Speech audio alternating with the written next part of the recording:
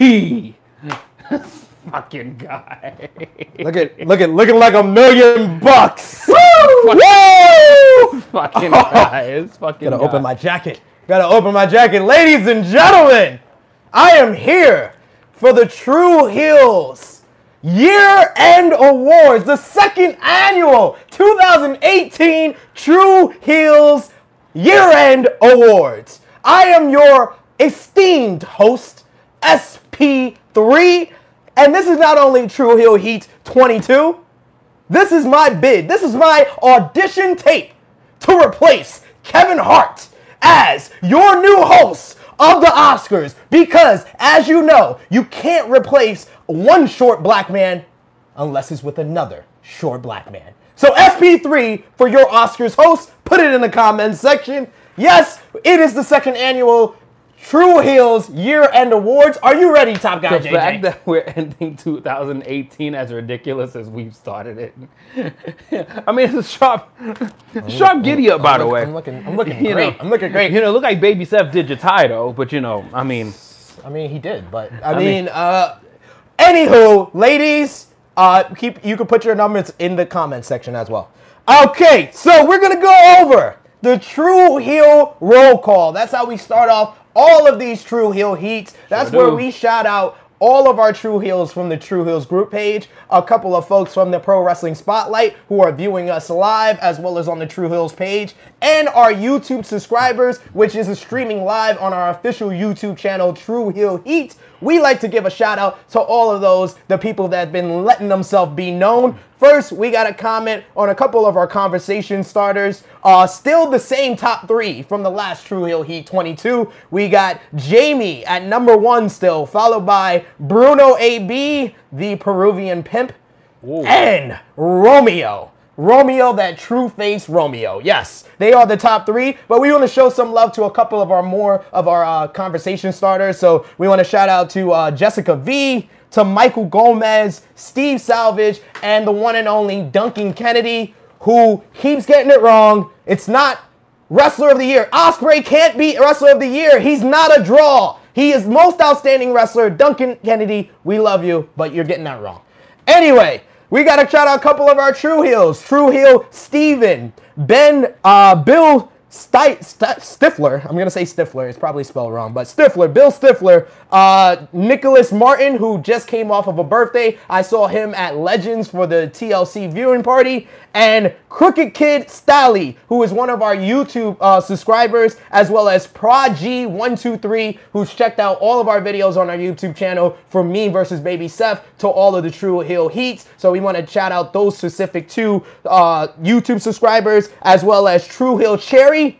And we also want to give a very special shout out to Sir Wilkins, who was on Tru Heel Heat 21, as well as hosted the great viewing party at Legends. So come check us out at Legends. I'll be back once again for their next viewing party, which is going to be for Impact Homecoming in January. On the next Tru Heel Heat, we're going to preview that show. But let's get in. Wait, the jobbers are doing an Impact viewing party? Okay. So I've been getting questioned by this a lot.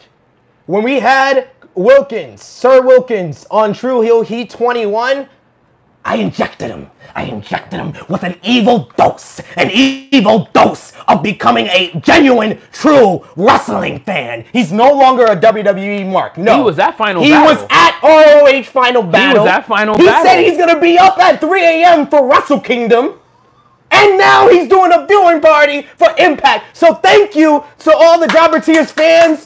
You can thank me, send your thank you letters. Jobber Tears will be talking about all of professional wrestling. They won't be not focusing on the awfulness that is WWE sometimes, all the time. They will be focusing on all of wrestling because I have injected them on an evil dose of being a wrestling fan. Well, it's actually not an evil dose. Actually, that is actually a very healthy, much needed dose. No, I like the evil dose because not evil at all. It reminds me of Vince's you wanted promo. To really be evil, you would have injected him with more WWE shit. Let's hear from the Spotlight Nation and the Tru Heels. From Bruno, the Peruvian pimp, regarding your outfit when you have a podcast at 9, but you got to go to church at 10. Oh. Good one. That was a good one, Peruvian Pimp. I will give you that one. And the Peruvian Pimp got himself a nice sheer deal of revenge Oh. over the. Oh, he laid some beating on Baby Seth. Against Like, that vile, evil Baby Yo, Seth. he left them battered, bruised, bloody. You seen the video that got released with the dark video that came out of his? He sent us text messages because his nose was bleeding in the morning. Like, and then Bruno at Evolve 117. Shouts out to everyone who went to Evolve 17, including our friends Garrett from Predetermined Podcast, as well as Queen of the Ring, the one and only Queen of the Ring. Check her out on YouTube. At Evolve 117, he cut one of the best promo he's cut so far. I learned the secret to Bruno's promos. Bruno just came over from Peru to the United States. So Bruno is like a Peruvian Oscar. He cuts much better promos in his native tongue of Spanish. Like, I told him to cut a promo in Spanish. He just flew.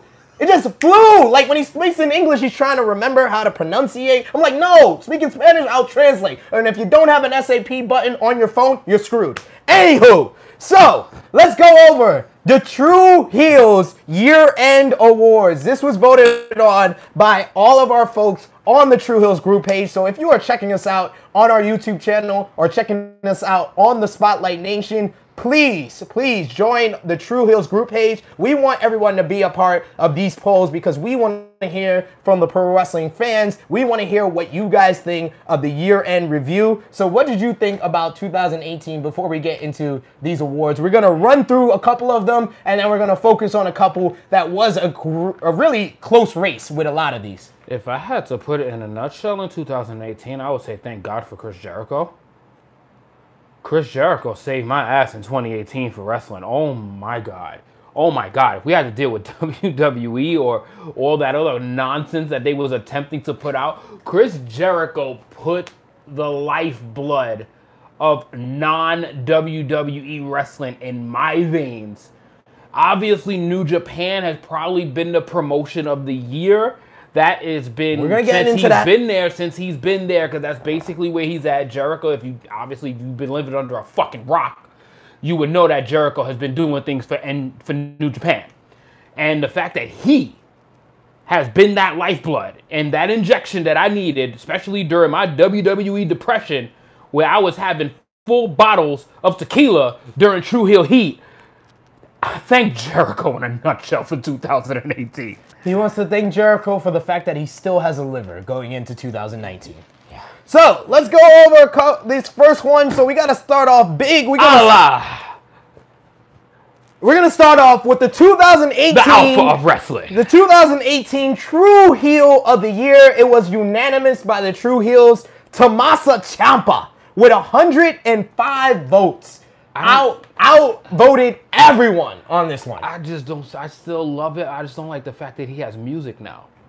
What's wrong with him? I don't like the fact that he has music now. He couldn't stay without the music for that long.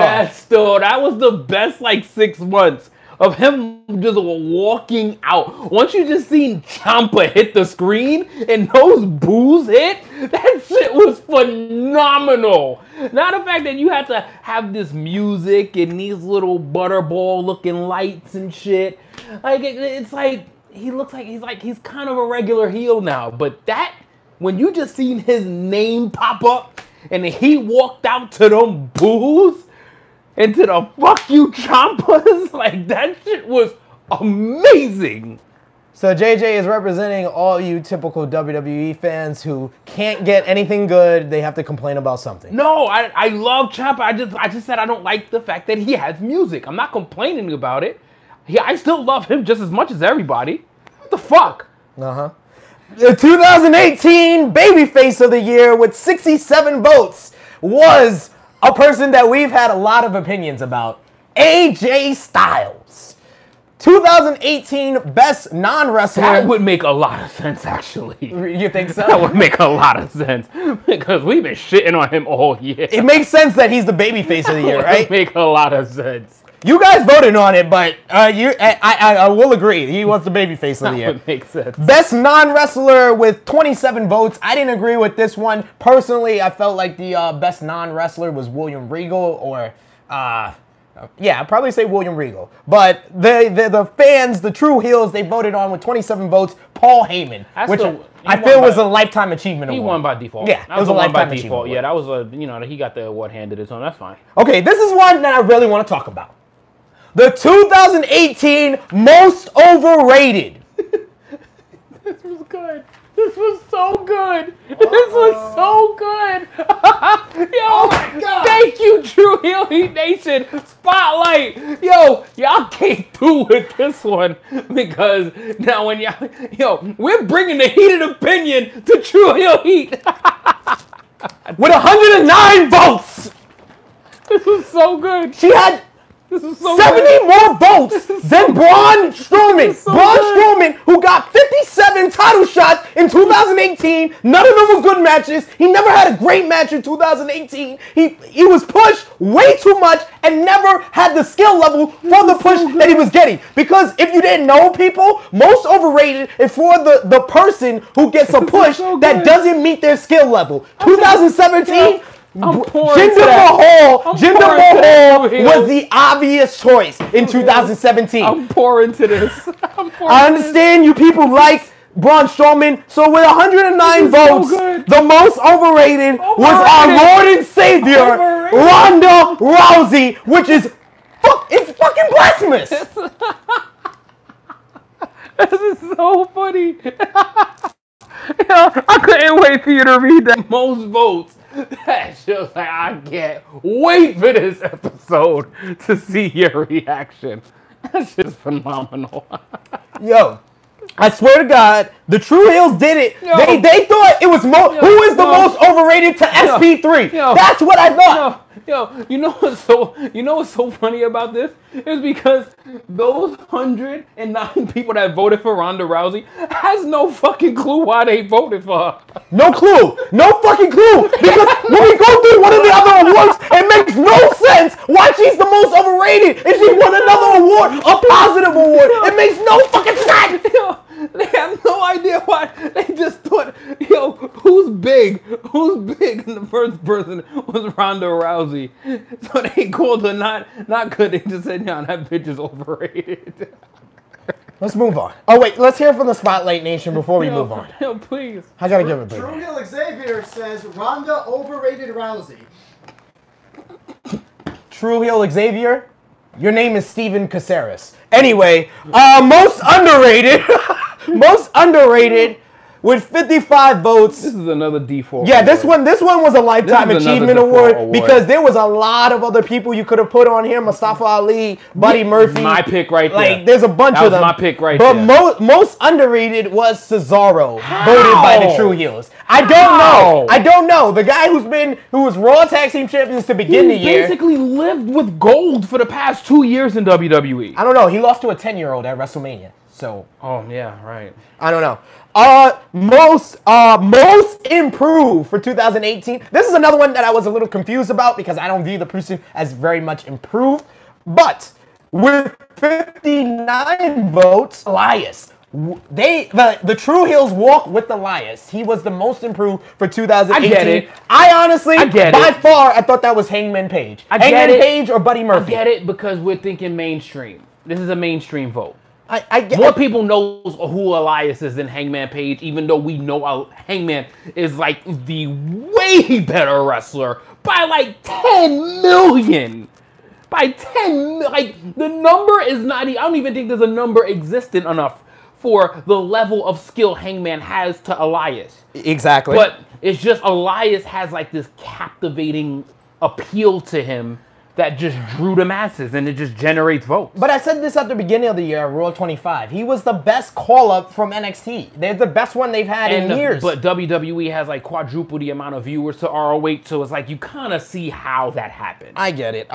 But I wanted to get on the site because I'm going to read the results for the next award, but let's hear from the Spotlight Nation and the Tru Heels. Tru Heel Dre says, what the fuck? Elias is trash.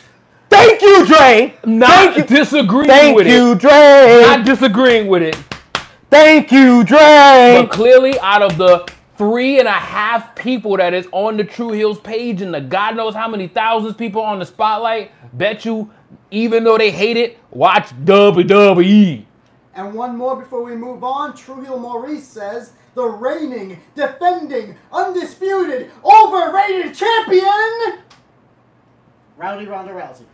Oh, good one, producer. That was awful. That was awful. He almost caught you. No, he didn't. No, he didn't. No, he didn't. I didn't. He wasn't going to catch me. No.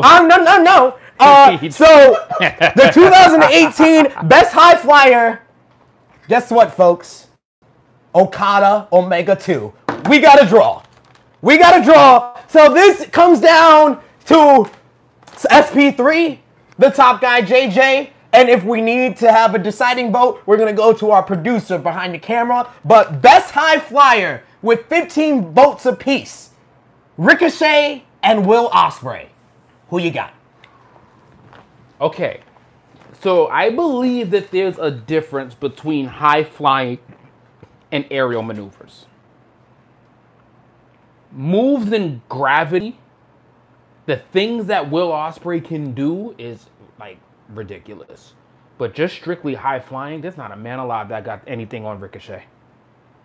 So we're gonna have to go to our producer. Ain't nobody got, like, dude, Ricochet is on a different level. Ricochet to me has really compromised all the styles that he's learned. He learned the lucha style from. Dude, the fact that let's let me somersault and he stuck the landing. He's an Olympian.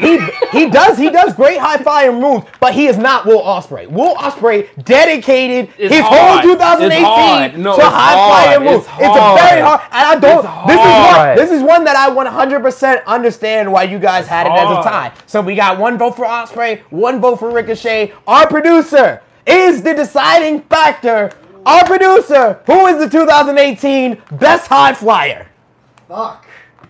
We would have to go with Ricochet because he made it to the main stage and he delivered. So Ricochet. Ospreay spent some time injured this year, right? At the end of the year, but it's tough. But our producer gets the nod to Ricochet. Literally, it's pick your flavor. Yes, it is. It's literally pick your flavor.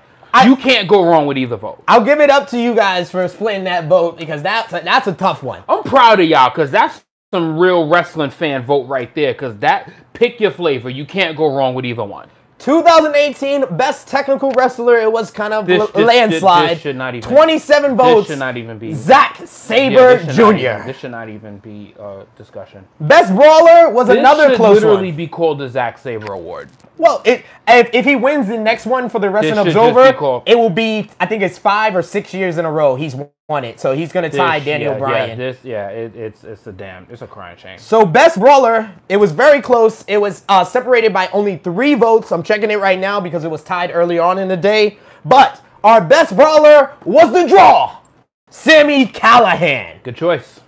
You like that choice? I chose Walter. I chose Walter. Walter? I love him. Walter was the one that was just behind Sami Callihan. Walter will put you in a hospital. Exactly. He'll put the chops. You can't breathe after you get chopped like that. But Callihan is just a street fighter.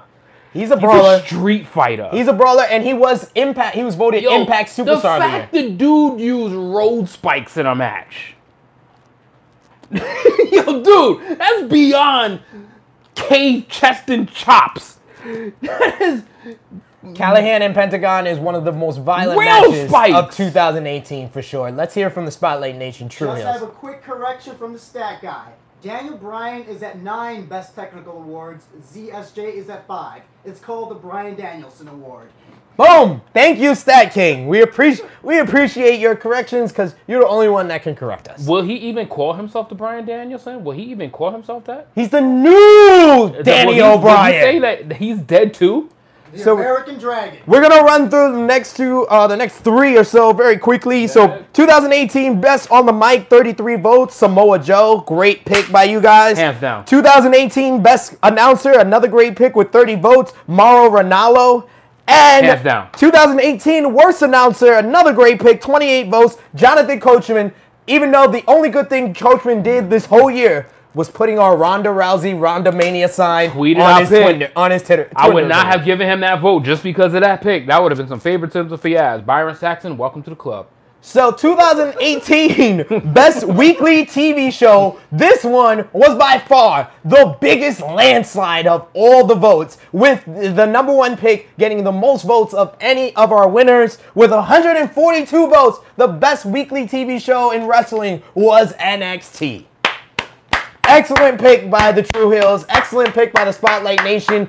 I have no complaints. Bravo. Good I'll job, give an guys. honorable mention to Being the Elite, because it was a YouTube show that built a pay-per-view that held 10,000 people. Elite.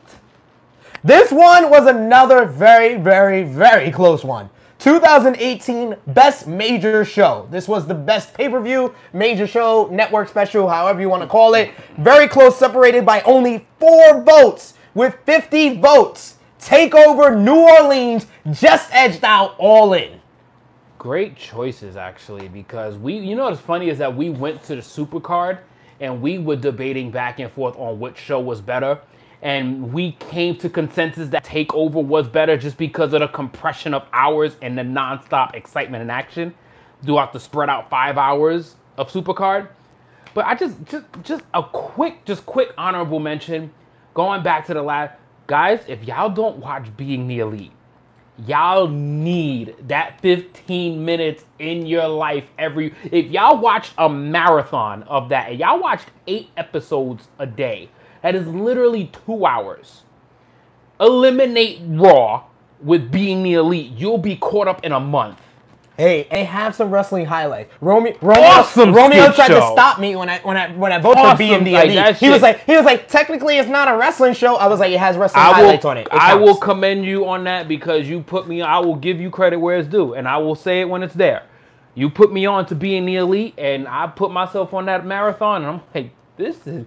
I need that. I kind of don't watch it for 2 months just so I can binge watch it. It's always fun binge watching it. Just so I can binge watch it. For sure. Because that 15 minutes and waiting for a whole week, it's great. It's painful. 2018 Worst Major Show. I think it's quite obvious what this one was going to be. WWE Sweet Saudi Money. Two.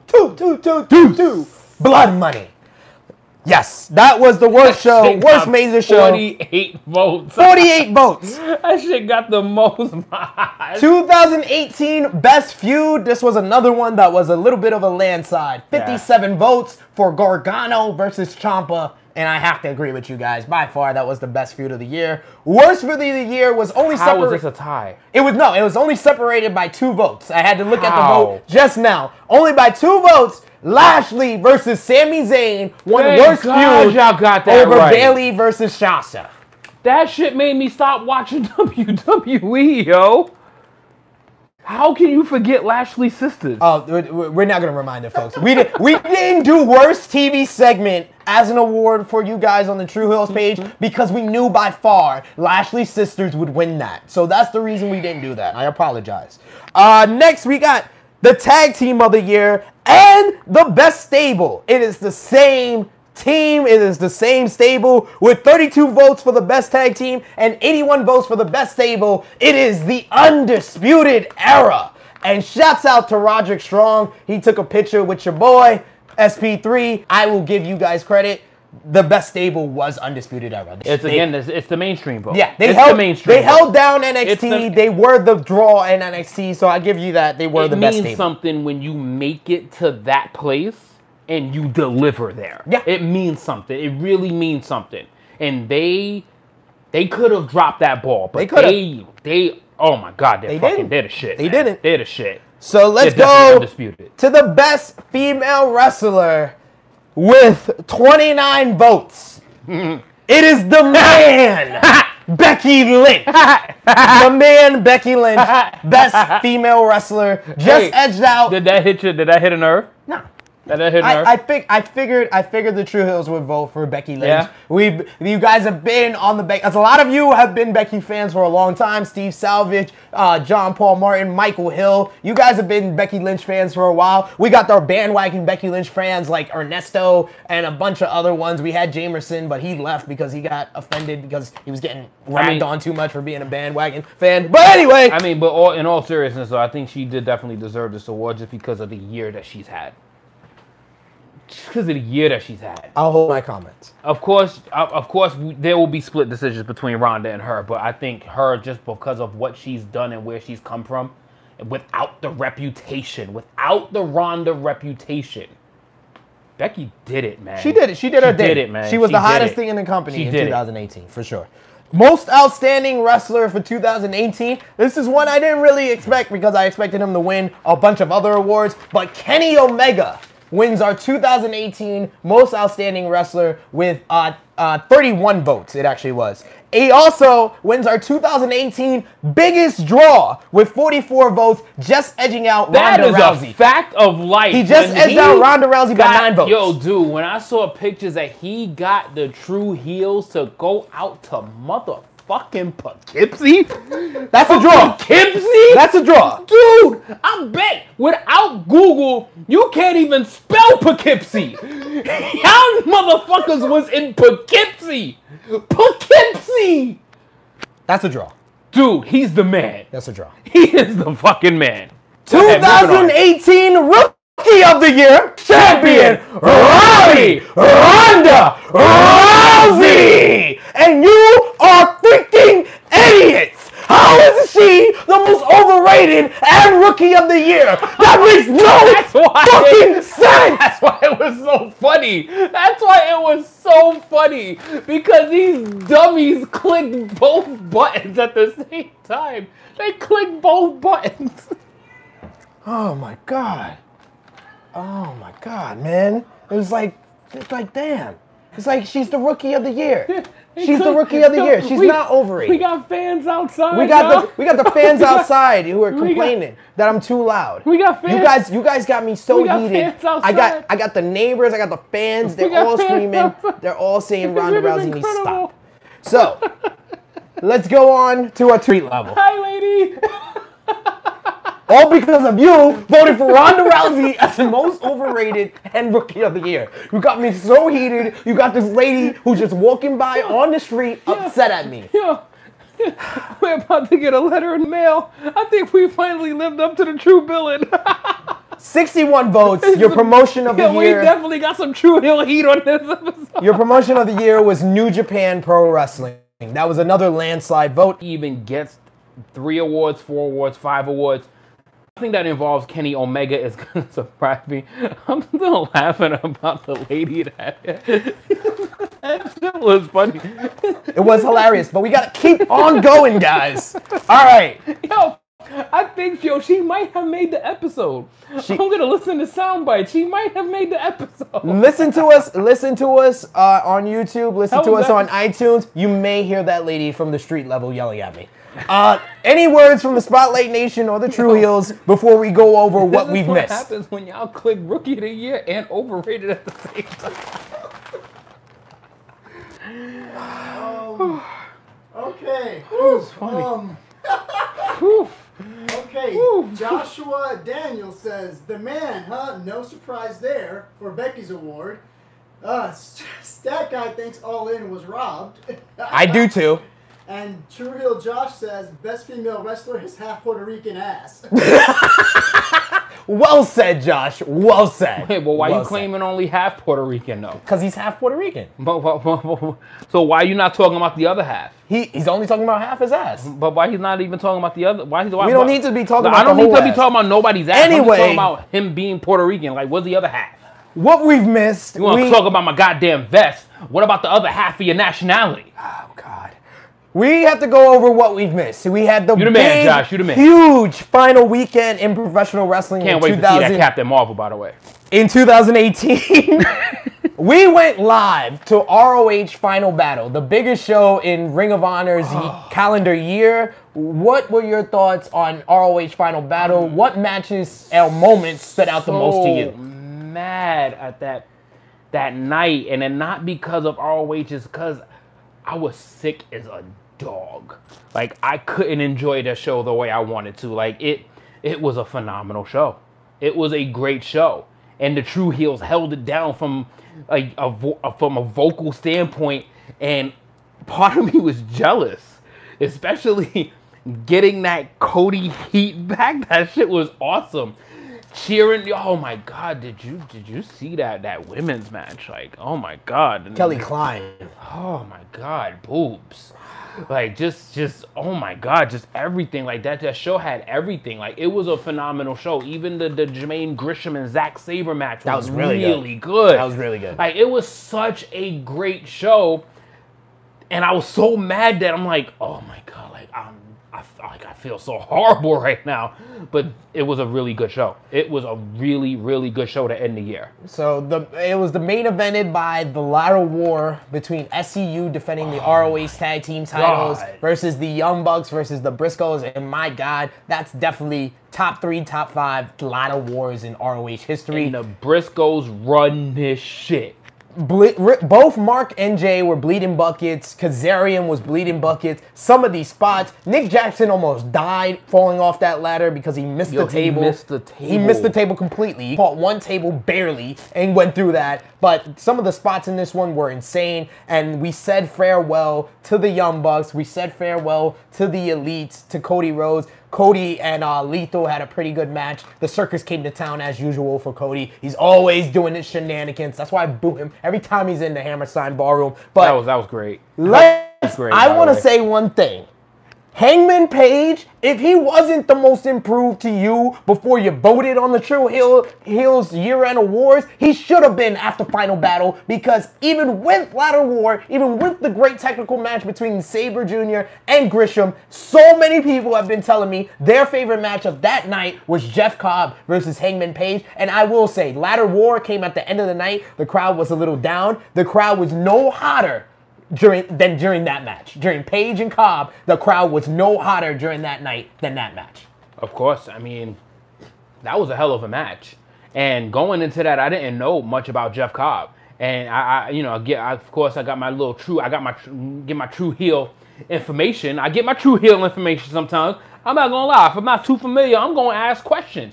And when I found out that this man he was Matanza? Yeah, literally, JJ goes to me. He's like, who's this Jeff Cobb guy? I feel like I've seen him before. I was like, Matanza Cueto from Lucha Underground. He was like, which one is that? I was like, the one that's like a mass killer whose brother's with Dario. Looks so familiar. Like, no wonder why the moveset looks so familiar. But damn, once I got that, I was like, but damn, that match. When you talk about one of those undercard matches, that shit to me reminded me of when Gargano and Almas over-delivered in their unexpected match in Brooklyn. When it was expected to be a good match, Cobb and Hangman, but it wasn't expected to be the best match of the night. Yeah. It was not expected to be that good. There was a moonsault off the top rope from Hangman Page. My God. Hangman Page did his running off the apron, shooting star press that got caught into a belly-to-belly by Jeff Cobb.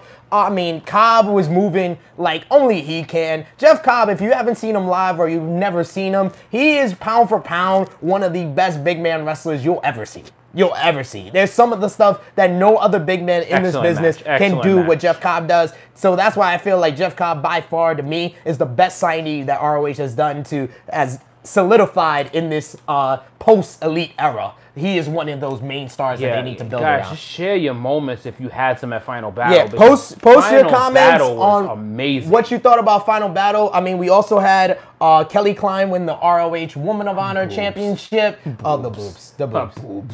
So we had 2 new champions, the Briscoes becoming 10-time ROH Tag Team Champions. But let's hear from the Spotlight Nation and the Tru Heels. What were your thoughts on ROH Final Battle? 2 comments. That guy, he loved the story of Marty and Chris Daniels. And the Flip Bully match was a bit of a letdown to him. The Flip Bully match, what I liked most about the Final Battle card, it had a little bit of everything. That Flip Bully match was right out of the WWE playbook. That was a WWE match.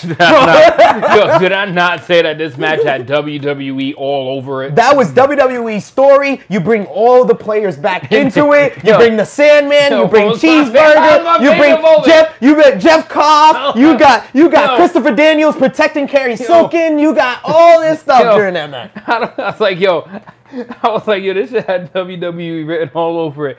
And all you heard, Baby Seth was like, yo, his dick was hard because he saw Sandman. His dick is Sandman! I don't give a fuck what's going on. Sandman is in the fucking ring. I was like, this is that 1999 shit all over again. I swear, that was an awesome moment, though. It was awesome to see the Sandman. Janelle from Jobber Tears were the two people that marked out the most for Sandman. But Janelle, shout outs to Janelle from HR, because anytime Bully is on TV, it's the best thing she saw at an RoH show. Best thing on the show. Best thing she saw at an RoH show. Best thing on the show. But I do have to mention, Stat King, you are absolutely right. Daniels versus Marty was one of my favorite matches of the night. Really good. And we also got to bring up the following night. You know, Marty lost some friends. The Elite is gone. Hangman Page, Cody, and the Young Bucks. But now he's made some new friends. The newest signees from RoH, PCO, which is formerly known as John Claude Lafitte, or from the Quebecers back in the 90s, if you remember him correctly.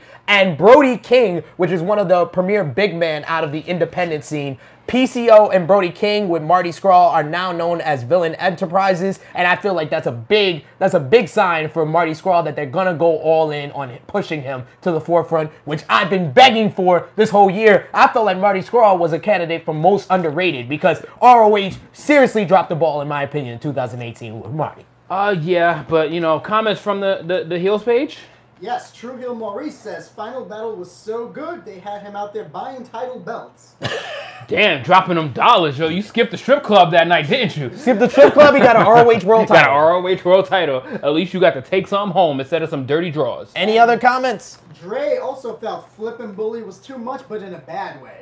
All right. I've been hearing a lot of that from Dre, a couple of WWE. Yeah. It had so much. It felt like WWE was all over that shit. And it was a little weak of the finish. I understand the kendo sticks. You know, it goes back to Bully killing them with the kendo stick. But definitely, Bully killed you with the kendo stick. Like you were like tapping him. He was like, that was like, dude, that was like me quitting to my nephew, hitting me with kendo sticks, yelling, "I quit." That was like me saying, "I quit" to my 7-year-old nephew. Look bad. So we got to move on to the other big event that happened this past weekend. It was WWE Tables, Ladders, and Chairs TLC.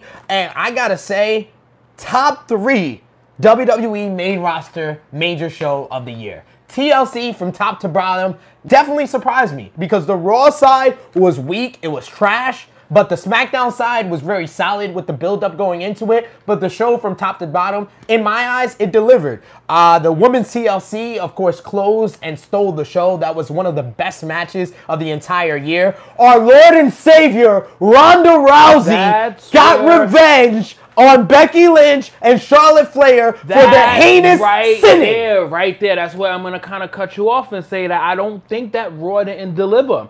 Because Ronda carried the Raw brand that night.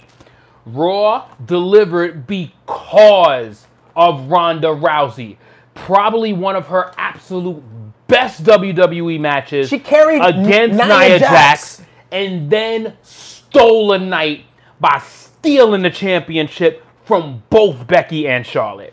Raw delivered. Just in a very different way. She put out a solid 3.5, 3 3/4, very good match with Nia Jax. Like, how dare you guys vote her for most overrated? Sure, she's had, I'd say, Brock Lesnar, Kurt Angle, Ronda Rousey. These are the 3 greatest rookie years that we've ever seen in the past 20 to 25 years in this business. But you know what that means? That means Ronda is a 2-time Tru Heel Award winner.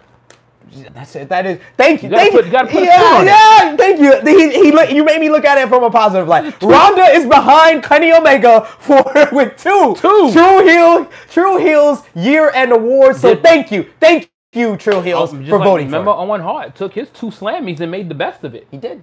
Ronda's a 2-time Tru Heel winner. We do have to talk about AJ Styles versus Daniel Bryan. In my eyes, their best WWE match. That one was very back and forth. A lot of technical wrestling. But they threw in something new. And that something new is the new Daniel Bryan, which is by far one of the best characters in WWE right now. Saving SmackDown to me. He's literally saving SmackDown. That and the insertion of Mustafa Ali. That is literally saving SmackDown to me right now. Because as good as SmackDown is, it just felt so repetitive. It felt repetitive. It felt like the same thing was happening. It felt like Joe was losing a lot of steam just because he's barraging. He's doing the same barrage segments every week.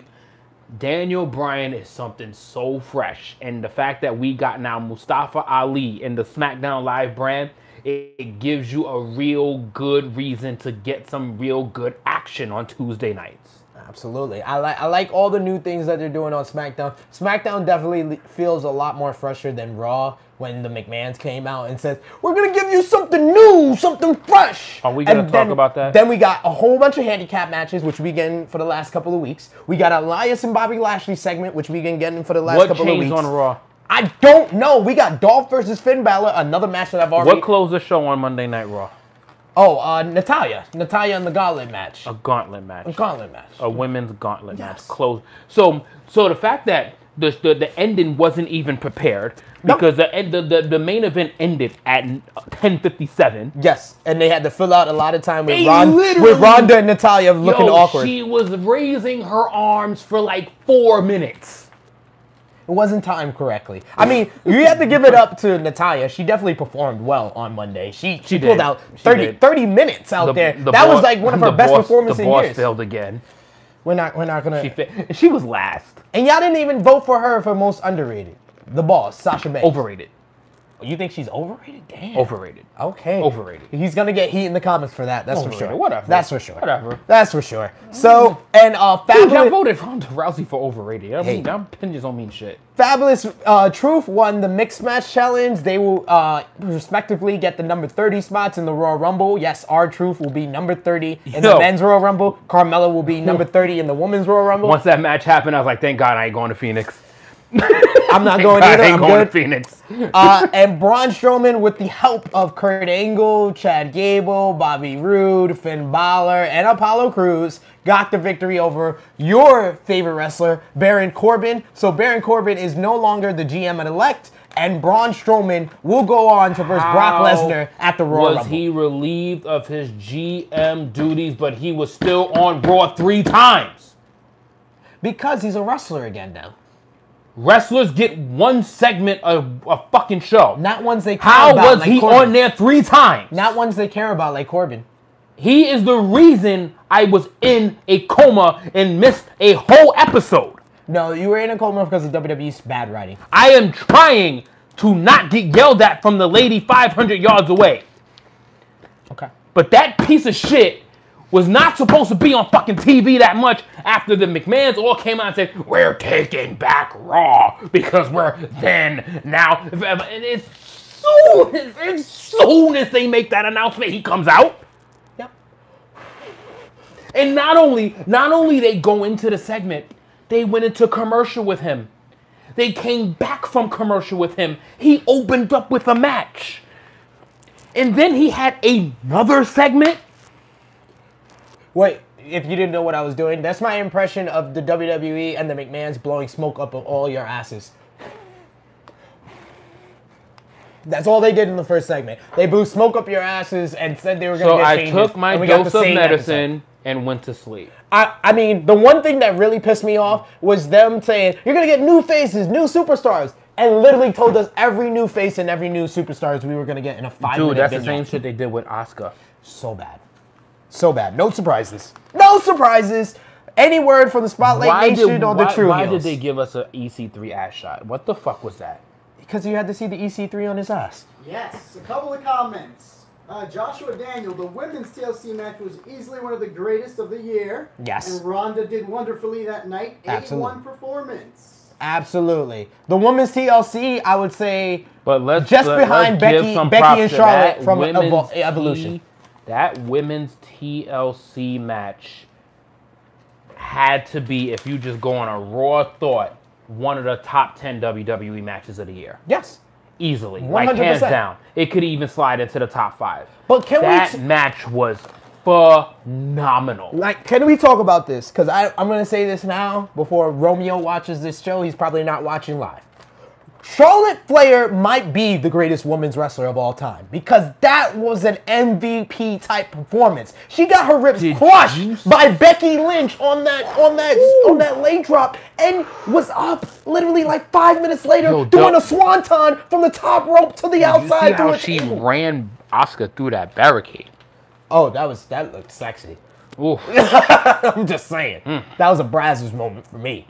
That looked all types of naughty, and I enjoyed it. Thank you, Charlotte. Thank you for always giving the women Reggies. Thank you for having great matches. Thank you, Charlotte Flair. Thank you, Mimi, for the still picks. Absolutely. Thank you, Charlotte Flair. You're going to lose in Phoenix at the Royal Rumble to our Lord and Savior. And finally, our last note from the big wrestling weekend to end 2018. It was New Japan Road to Wrestle Kingdom 13. We're going to get into the entire Wrestle Kingdom card just in a moment, actually. But we just had to point out and mention the fantastic tag team match that was the Golden Lovers versus Tanahashi and Ospreay with, by far, the spot of the year. The spot of the year with Kota Ibushi springboard Hurricane Rana to Ospreay, who lands on his feet, and the camera work. When people say that New Japan, oh, they have crowds that are not that loud, they don't have great production. You need to watch that match because the crowd in Kurgan Hall went crazy. The camera work was like a movie. Zoom in on Ospreay's face, looking like a professional beast. Zoom in on Ibushi, like, why is the fans cheering like that? Zoom in on Ibushi again when he turns around and he's like, what the fuck, are you real? And the zoom in on Ospreay just looking at him like, yes, I am. Like, what a spot, how it was shot, the production was on point. These two, literally, with that one spot, made me so excited for January 4th. And that's opening the show! Oh my God! But watch that tag team match. That tag team match, all the great matches on TLC, all the great matches on Final Battle, that was the match of the weekend. The best match of the weekend. Agreed, concurred to that. I mean, that New Japan is living up to its being best promotion of the year. That's simply what it's doing. It's living up to its being best promotion of the year. It just didn't do it off of one spot and of one thing. It's been having great action, great moments, great storytelling, great moments all year. They've been the most consistent brand for the past few years. It's just now more eyes are starting to finally see it. More people are starting to actually get witness to it. But New Japan has been consistently good. Absolutely. Let's hear one more word for the spotlight and the Tru Heels before we get into Wrestle Kingdom. A couple things. Joshua gives a shout out to the New Day Bar Usos match, but he's tired of seeing them face each other. Absolutely. And I was so glad Anderson and Gallows mentioned that on SmackDown. They mentioned how it's been them since April. It's ridiculous. And Stat Guy agrees with JJ. Banks is overrated, and Joshua retorts, Becky is overrated. Ooh. Ooh. I mean, you're not gonna hit home with me because I'm not really a Becky fan. I just appreciate what Becky has done. Joshua, check out our heated opinions. It's gonna be up on our YouTube channel. Like I love Becky Lynch, but it's just more of what she's accomplished this year. I'm not a Becky Lynch fan. Clearly, I'm a Ronda Rousey fan. So fair enough. Doesn't hit home. It doesn't strike home. Fair enough. Fair enough. But we gotta go through one of the biggest cards of the entire year. January 4th every year is the night in Japan. Even though I will give Ronda her shit sometimes on Raw, that was her worst promotion she's been in the WWE. I don't even know what he's talking about. No, that was her worst promo. We moved on. Ronda, we there was no reason we moved on into what's next, but he wanted to say some hating shit about our Lord and Savior. Because someone said something about the man. But you weren't offended by them saying about the man. But you have to, we're going into what's next. We're going into Wrestle Kingdom. We don't need to talk about WWE. You're such a dick licker, yo. Lord and Savior. It's a woman. I'm defending a woman. That's not a dick licker. Get off a dick, yo. That's a clit licker. Get off a dick. Yo, she can get criticized for a quick second. Just because we're her fans doesn't mean she is criticism free. Clitty. I am on that clitty. Like, Jesus all day. Christ, you all day. Fucking dick rider, yo. All day. Back the fuck up, yo. All day. What's next is New Japan Wrestle Kingdom. Every January 4th, every year, New Japan has its biggest show of the year inside the Tokyo Dome, and it's always one of the best cards of the year. Wrestle Kingdom 12 had Alpha versus Omega, the big major matchup between Chris Jericho and Kenny Omega, as well as Tetsuya Naito versus Kazuchika Okada in one of the best main event matches of the entire 2018. So 2019 starts off with this big show. We're going to start from bottom to top. On the pre-show, it's going to be a never open weight 6-man tag team championship gauntlet. This will determine the #1 contender for the never open weight 6-man tag team titles, which is currently held by the Bullet Club OGs, which is Gorillas of Destiny and Taiji Ichimori. We got Takushi, who's going to be teaming with Toru Yano and Maccabi, who used to be known as the most violent players. They are finally back together in this 6-man tag. They're going to be teaming against David Finlay, Jeff Cobb, and Michael Elgin, who actually just got injured, so he's going to be replaced in that match. They're going to be versing that sucks. Yes, they're going to be versing Best Friends and Hiroki Goto, and they're going to be versing the Suzuki Gun team of Killer Elite Squad and Minoru Suzuki, who's going to be also versing the Elite team, which is going to be Marty Scurll, Adam Page, and Yuji Takahashi. Who you got in this one? Oh, I'm definitely not going with the Elite team because they've broken up. I'm clearly not going there. I'm going with who I just saw the other night, man. I gotta go with whoever is riding with Jeff Cobb. I gotta go with whoever is rolling with Jeff Cobb. I have to. Like, he is a one-man wrecking crew. Like, I think that he is going to single-handedly steal that show. Like, I think it would have been a hands-down slam dunk if Michael Elgin was there beside him. But I think the fact that Jeff Cobb is going to be there on his own, he's going to have a replacement partner, I think it just puts a bigger spotlight on him. I'm going with Jeff Cobb in this match. I'm going to go with Takushi, Yano, and Maccabi. I feel like the story is leaning towards them. The Bullet Club OGs and Chaos have been feuding ever since Jay Wyatt turned on the Chaos to go to the Bullet Club OGs. It was most recently that they had a tag team match where the Bullet Club OGs were attacking Yano and the members of the Chaos, and Maccabi came out and made the save. If you know the history of these two men, Maccabi was actually turned on by Yano when Yano first joined Chaos all those years ago. So this is the first time they're going to be teaming together since Yano turned on them. So I think it's their time. It's my guy, son.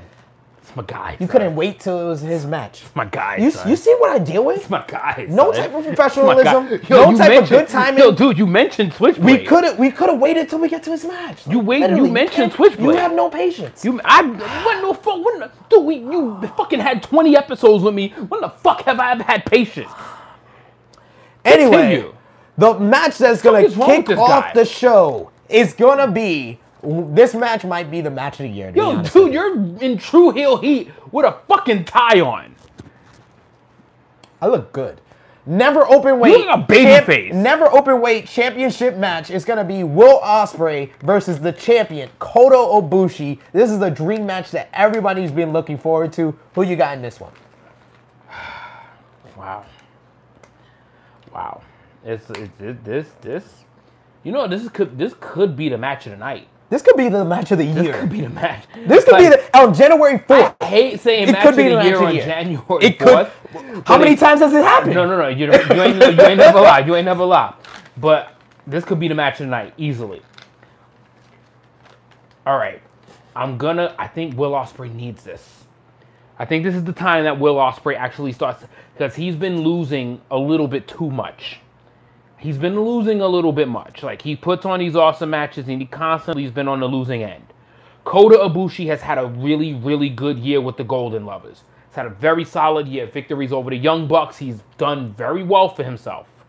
I think this has to start to solidify a serious championship stamp for Will Ospreay. I think he needs this. I'm going to go with Kota Ibushi. I feel like This is a catch-22, to be honest with you. You could go either way with it really is. Ibushi or really Ospreay. I'm gonna pick Ibushi because Ibushi just won the Never Openweight Championship. I don't think it's the right time. This is like his first major heavyweight championship in New Japan. He's been a heavyweight for the last couple of years since he made his return. This is the first title that he's actually won. He's had shots at the Intercontinental title, at the heavyweight title. This is his first title, so you know what I feel like he's gonna hold it. I feel like Kota Ibushi needs to lose this title because I think he needs to get intention for the U.S. or the Intercontinental title. I think he needs to finally start climbing up the serious ladder because Kota Ibushi has been around for a long time, being successful for a while, and being side by side with Kenny Omega, you have to eventually, with that type of talent, you have to hit mainstream level at some point. Absolutely. And he should. The only reason why I'm going with Ospreay. Having a great match against Ospreay. You know clearly what I think of the Never Openweight title.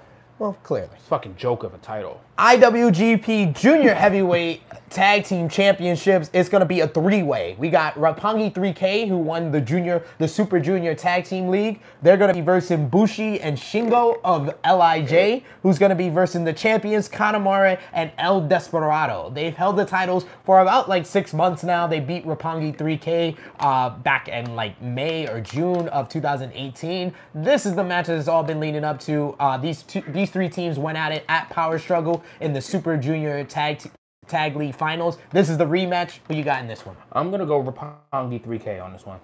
I think they finally need that. I think they need that Wrestle Kingdom win. I think they need to get that win. And I really want to see. I really want to get a good. I want to get a good rapport and following with these guys. I started to watch them a little bit. I kind of like them. But I want them to get a signature win. And I think this would here in a triple threat tag match, I think this would be a really good win for them. I think coming off the Super Junior Tag League and them getting the victory for the second year in a row, I think you're absolutely right. They lost last year to the Young Bucks in the opener at Wrestle Kingdom. This past year. So I think this year they won the Super Tag League. They're going to win the tag team titles back for the third time and become the Junior Heavyweight Tag Team Champions. At Wrestle Kingdom. At Wrestle Kingdom. I agree with you there. IWGP...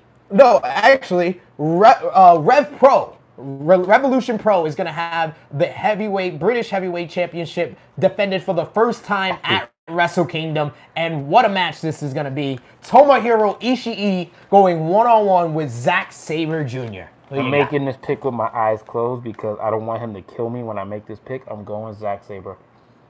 I've got to agree with you. I'm going Zack Sabre, and I don't want Ishii to even know that I made this pick. And I do not want him to kill me. So I'm going to pick Zack Sabre. Ishii, I did not make this pick. This is the ghost of JJ. I'm going Zack Sabre, unfortunately. You don't want to be assaulted, Ishii. Ishii, I met you. I seen you. I'm like, you dude. Like, I didn't even want to have a meet and greet with you because I thought I was going to fucking get slaughtered. Shout out to Jacqueline and Carissa. They know Ishii personally. Tell them what Top Guy JJ said. Anyway, I am gonna also pick Sabre Jr. I swear to God, if I end up seeing Ishii when we go to New York, I'm getting Cody to sick his dog on you. Damn, you had to sick a dog on me? You motherfucking right. Because you're gonna sick a pit bull like Ishii on me? Okay, relax. Sabre Jr., he lost I need to recognize who the fuck Ishii is. Sabre Jr. lost the British Heavyweight Championship to Ishii when Ishii had his first run. Ishii lost it to Suzuki, then won it back. This is the time for Sabre Jr. to confirm his great year that he's had for New Japan and his first full year with the company. He needs to get this win at Wrestle Kingdom and get back that British Heavyweight Championship.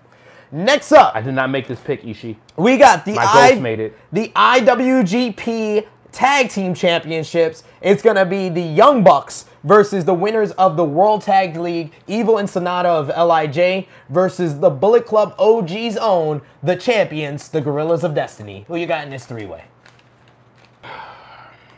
So, unfortunately, I picked against the Young Bucks last year. Yeah. And they won. Yes, they did. So, if I pick them this year, they're going to lose. Yeah. The Elite's been on a pretty bad losing streak lately, so I can't roll with them in this one.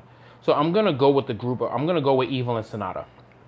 I'm going to go with Evil and Sonata because I think this is that one match where the unexpected team that you're not looking forward to win is going to pull through in this match. And even though the Young Bucks are probably going to be the heavy favorites going into this match, I don't think they're going to pull this off. And the Elite has not had a good 6 months as far as in-ring victories. Absolutely.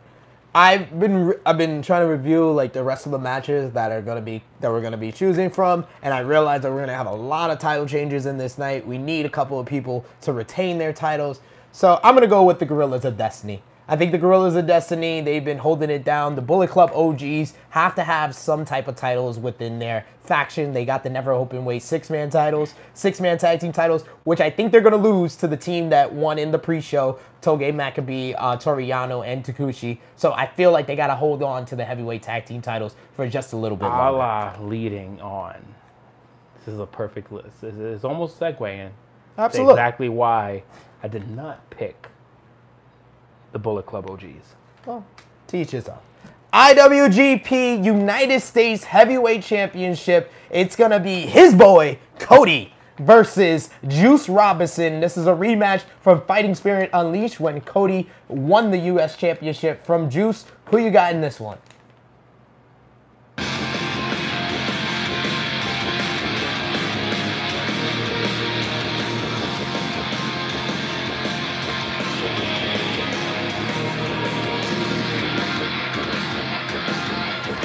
Adrenaline in my zone, and the reason I'm out of control.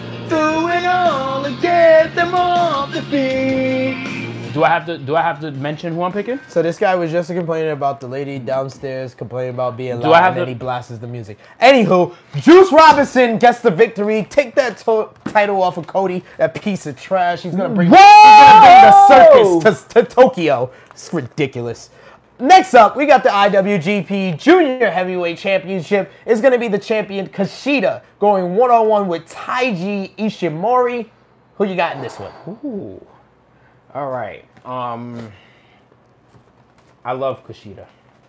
Like, I hate going into matches and picking against Kushida in anything. Like, I like Kushida. So, just enjoying you, I'm going Kushida. I'm gonna go with Ishimori. Of course you are. I'm seeing if you notice the build up, Guerrillas of Destiny get the win. Ishimori. We gotta have momentum getting into one of our bigger matchups in the night, and this person needs all the momentum going into that. So it seems like it's a foregone conclusion that he's gonna win, and that's what the match we're gonna get to next. It's gonna be Kazuchika Okada, the man that was in the main event of Wrestle Kingdom 12, versus his former stablemate in Chaos, the one and only Switchblade, Jay White. This match has been building up for quite a number of months. This all started last year on January 5th when Jay White was brought into the Bullet Club by Kenny Omega. He turned them down, turned on Omega, made his intentions known to go after the U.S. Championship. The following day on January 6th, he joined Chaos. And he told Okada that he was in Chaos by convenience, and that eventually he would come after Okada's world title, and he would take down Okada. Okada lost the world title back at Dominion in June in the G1. It was a whole different Okada. He lost to Jay Wyatt in the first match of the G1. He lost his second match against Bad Luck Fale. He went on a little run, but he did not win the G1 climax. And then after that, he versed Tanahashi for Tanahashi's briefcase for the G1 title shot at Wrestle Kingdom. He lost in that attempt. And then, out of nowhere, his best friend, his former manager, his mentor, Gato, turned his back on Okada, joined up with Jay Wyatt, made his intentions known. At the next big show, King of Pro Wrestling, it was Jay Wyatt that officially joined the Bullet Club OGs. And now we have set the stage for Okada versus White. Who you got in this one?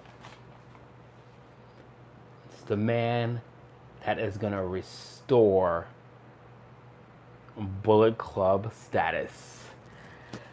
Definitely. Switchblade in controversial fashion. I don't care how he does it. Is pulling it off against Okada, which will make 2 years in a row where Okada loses at Wrestle Kingdom. Yes, it's happening. He beat Naito last year at this year's Wrestle Kingdom. I really thought that was against Omega. I apologize for that. I was so in my Switchblade moment. Yeah, I was so in my Switchblade moment. I had to put you. I was so in my Switchblade moment. I thought Okada lost swipe. That is my bad. That is my bad. Okada don't lose at no Wrestle Kingdom, so Okada will get the victory against Jay White. Yeah, there's a first for everything. Next up, Jay White is taking that. We'll see. IWGP. You want Bullet Club to be relevant, don't you? I told you, Ishimori going to be Junior Heavyweight Champion, Gorillas of Destiny going to be Tag Team Champion. Jay White is going to have a great match. He's going to have a great match against Okada, and that's going to put him on the map. Who's the man of the Bullet Club? Tama Tonga. IWGP Intercontinental Championship match. It's going to be the champion, Chris Jericho, going one-on-one with the leader of LIJ, Tetsuya Naito. This is the second big matchup between these two, and this is another match that's been building up for an entire year. This whole feud started on January 5th. Chris Jericho angry that Naito basically took his claims to be the main event of Wrestle Kingdom 12, attacked Naito the following night, and it started a war that built up and it culminated at Dominion, where Chris Jericho took the IWGP Intercontinental Championship away from Naito. This is the big rematch. Who you got? Nigga, give me a belt. Who you got in this one? Belt. Do I even gotta make a pick during this match? I mean, you're wearing the shirt. Do I even gotta make a pick? You're wearing the shirt. Do I even gotta make a pick during this match? Do we even gotta make a pick during this match? Fuck Naito! Before we get into our last match, Tranquilo Naito will be I think it's 1, 2, 3-time IWGP Intercontinental Champion. This is why a lot of our Tru Heel Heats go like 2 hours long, because of this guy.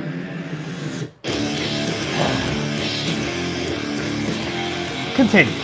And finally, the IWGP Heavyweight Championship is on the line. It's going to be the champion, the cleaner, the best bout machine, Kenny Omega, going one-on-one with the winner of the G1 Climax 28, the ace, Hiroshi Tanahashi. This match, of course, Tanahashi won the G1. Kenny Omega won the IWGP Heavyweight Championship back at Dominion in one of the greatest matches of all time against Okada. But this match is more about the present and past of New Japan versus now the present and future of New Japan. Who will lead New Japan into the future? This is a dichotomy of two sides of the wrestling spectrum. You got Tanahashi, who respects more of the traditions of professional wrestling, especially of the New Japan culture. He's an Inokiist. He was trained from the art of Antonio Inoki, versus Kenny Omega, who's trying to take wrestling into the next stratosphere and push wrestling to the next level. You had Tanahashi with his Classic Series against Okada. You had Kenny Omega with his Classic Series with Okada. Now these two men meet for only the second time one-on-one. Who you got in the Wrestle Kingdom main event? Probably the hardest match to pick of the entire show. Because part of me, like, I really, really want the ace to win this. Like, I want him to win this so bad to instill that never-ending relevance to his New Japan career. But I feel like doing that is gonna hurt Kenny, and I don't want to hurt Kenny. I don't want to hurt Kenny, and the fact that I don't think Kenny is going anywhere, I don't see Kenny losing. So I'm going with Kenny Omega in this match. It is going to be, if it's not the best match, it will be the second best match of the night. I am going with Kenny Omega in a thriller of a match. I'm pretty certain this match is going to be 5 stars. This match is going to be incredible. I mean, these guys haven't been in the ring one-on-one together in 2 years. And this is a very older Kenny Omega. This was the Kenny Omega who was the cleaner, who relied a lot on the Elite, the Young Bucks, and the Bullet Club for help. So there was a lot of interference in that match that he had with Hiroshi Tanahashi back at New Beginning in 2016. But this match, is going to be pure wrestling. It's going to be strong style. You're going to get the great psychology one of those matches where you of could Tanahashi. You better have your vape pen ready 3 a.m. in the morning. When that match and that bell rings, you want to be on another level because you are going to see some of the best wrestling that you will see all year. Tanahashi and Omega is going to be a classic, and I got Kenny Omega, like he said, in a thriller. So post your comments in the comments section, especially for our YouTube channel. All your picks for Wrestle Kingdom 13. If you ain't doing this with your boy during that match, you are fucking up on life, yo. I'm just saying. Because your girl gonna look at you like you crazy. Like, nigga, I ain't getting up for you for that time unless it's for some dick. I ain't getting. So make sure you lay the great pipe the night before, go to bed early, wake up at 3 a.m. with your girl, with your friends, your significant other, and get ready for the best wrestling show of the year. You're waking up with your friends because you putting your girl to sleep. Absolutely. Smart man here. You can tell he's got a woman. Experience. Yes. So thank you everyone for watching Tru Heel Heat 22. Thank you for taking part in the 2nd annual Tru Heel's year-end awards. I want to thank each and every one of you that voted on our polls on the Tru Heel's page. You guys definitely, we love you guys expressing your opinion. Of course, I'm going to come on here and say I hate you guys' opinion and that you guys were wrong on a lot of them, but that's just who I play. That's the role I am. That's who I am. I'm SP3. If you didn't expect me to say that, you don't know who I am just yet. But we appreciate you guys taking the time out to vote, put your comments in there, talk about all the people you didn't like, talk about all the people you did like. So post your comments on the YouTube channel, what you thought about the 2nd annual Tru Heel's year-end awards and what you thought about Tru Heel Heat 22. Of course, you got to follow us on the Twitter machine at Tru Heel Heat. Follow us on our group page, Tru Heels, as well as follow and like the Spotlight page, as well as our actual Tru Heel Heat podcast page. Our business page is up, so like and follow that page as well. Follow us on Instagram at Tru Heels LLC. You can follow me at Tru Heels _ Epic SP3. Top Guy JJ at Tru Heel _ Top Guy JJ. And just to piggyback off this man, the thing I love about doing this show is that we aim to literally do something different that is different than your typical podcast. We do not like to sit here and give you the rumor mill and the basic shit that anybody can talk to you about. If this doesn't give you something that you can sit here and talk shit to your boys about, and remember, we are fucking up. So if we are fucking up, you need to leave something in that comment section to let us know where we are fucking up. We always love your feedback. If he's not wearing enough suits, if I'm not bloviating about shit that revolves around beating meats and Ryback segments, if you'll see it later on, if you see it when it comes on later in the week, some funny shit. Or segments that makes this man go crazy, like Ronda Rousey getting the 2 most backwards awards of the year. We're doing something wrong, but we must be doing something right because we've made it for 22 episodes. And we are going to be on our way to Tru Heel Heat 13 before we 23. get... 23, Fuck. whatever. I lost count because... This nigga's Marty McFly. He's trying to go back to... You started rambling. You're always rambling. God. Anyway, check us out on iTunes. We are officially... you need to loosen up your top, We are man. officially going to be up on iTunes. We got so many requests from you guys. When are you going to iTunes? When are you going to be on iTunes? We are officially going to be on iTunes with Tru Heel Heat 22. So check us out on iTunes. Get on the ProWrestlingTees.com. Y'all have no idea how much pressure we just put on the producer just now. Absolutely. It's going to be up. Check out all our videos, our Tru Heel Debate of the Day and Heated Opinions on our YouTube channel. And like, share, and subscribe for more Tru Heel Heat. This is Top Guy JJ. I'm SP3. One more comment before we leave. Tru Heel Bruno, SP3 looking like a young Teddy Long, player. Well, I'm going to book a tag team match. Let me holla at you, player. A tag team match between you, Bruno AB, and Vin versus Baby Seth and Top Guy JJ at Tru Heel's Mania for Tru Heel Heat 22. I am SP3, and we'll see you on Tru Heel Heat 23. Bruno, you just fucked up.